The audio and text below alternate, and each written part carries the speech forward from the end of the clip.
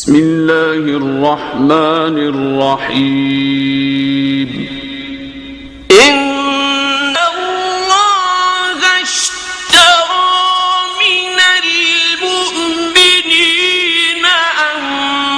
أنفسهم وأموالهم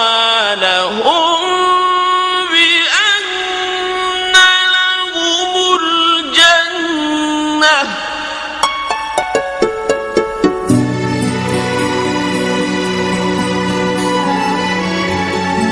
Bugün Kərbəla viran olubdur. Hüseyn öz qanına qəltan olubdur.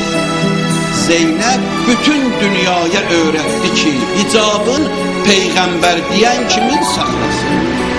Arifen be hakkı, yani ki Hüseyin'i tanıyan.